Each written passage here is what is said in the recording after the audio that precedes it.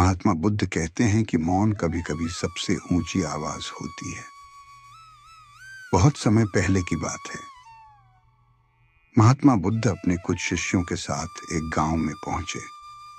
वह गांव छोटा था, लेकिन वहां के लोग जिज्ञासु थे। जैसे ही खबर फैली कि भगवान बुद्ध गांव आए हैं, सैकड़ों लोग उन्हें सुनने के लिए इकट्ठा होने लगे। गांव का एक बड़ा चौक सजाया गया। बुद्ध एक वृक्ष के नीचे शांत भाव से बैठे और उनका चेहरा दिव्यता से चमक रहा था। उनके प्रवचन शुरू हुए।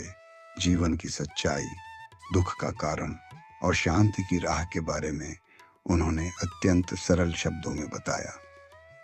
लोग मंत्रमुग्ध थे, पर उसी गांव में एक व्यक्ति था जिसका नाम था चुड़क। वह अहंकारी था, खुद को ज्ञानी समझता था और उसे यह बर्दाश्त नहीं था कि गांव वाले किसी और की बातें सुने, किसी और को गुरु माने। अगले दिन वह बुद्ध के प्रवचन में आया, लेकिन सुनने नहीं, टोकने। बुद्ध जैसे ही बोलना शुरू करते, वह बीच में चिल्लाकर कहता, यह सब झूठ है, यह साधु सिर्फ दिखावा करता है, इनकी बातों से क्या मिलेगा, मेहनत करो, बाकी सब बकवास है। बुद्ध की तरफ देखने वालों की नजरें अब उस व्यक्ति पर टिक जाती। कुछ लोग गुस्से में थे, कुछ शर्मिंदा, लेकिन बुद्ध का चेहरा शांत था, जैसे कोई झील का पानी। यह क्रम 3 दिन तक चलता रहा। चुड़क रोज आता, गाली देता, अपमान करता, लेकिन बुद्ध न जवाब देते, न नाराज होते।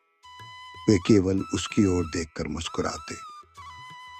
चौथे दिन जब चुड़क फिर आया और गालियां दी, बुद्ध ने उसे देखा और शांत स्वर में कहा, भाई, क्या तुम हर दिन मेरे पास कुछ लाते हो? चुड़क गुस्से में बोला, हाँ, मैं तुम्हें सच्चाई बताने आता हूं, ताकि इन भोले लोगों को तुम्हारे जाल में फंसने से बचा सकूं।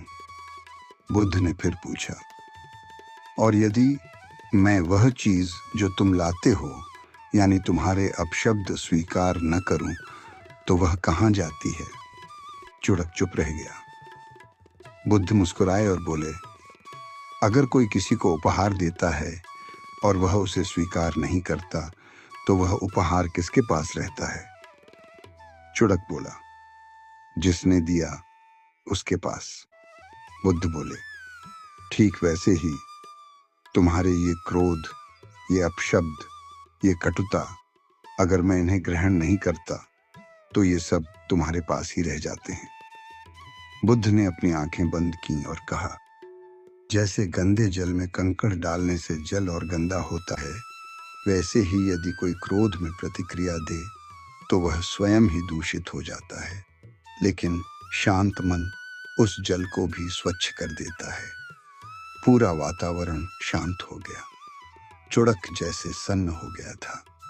उसकी आंखों से आंसू निकल आए। वह समझ गया कि वह अपने अहंकार और क्रोध के कारण कितनी नकारात्मकता फैला रहा था। वह बुद्ध के चरणों में गिर पड़ा और बोला, मुझे क्षमा करें भगवान, मैं आपको समझ नहीं पाया, मुझे अपना शिष्य बना लीजिए। बुद्ध ने अपने करुणामय हाथों से उसे उठाया और कहा, सच्चा परिवर्तन वहीं से शुरू होता है जहां अहंकार का अंत होता है। इस कहानी से क्या सीख मिलती है? अब शब्दों का उत्तर मौन और शांति से दिया जाए तो वह अपमान नहीं, बल्कि शिक्षा बन जाता है। जो हमें अपमानित करता है, उसका क्रोध हमें नहीं छू सकता जब तक हम उसे स्वीकार न करें। मौन सबसे शक्तिशाली उत्तर है जब सामने वाला समझने की स्थिति में न हो। सबसे बड़ी विजय अपने भीतर की शांति बनाए रखना है।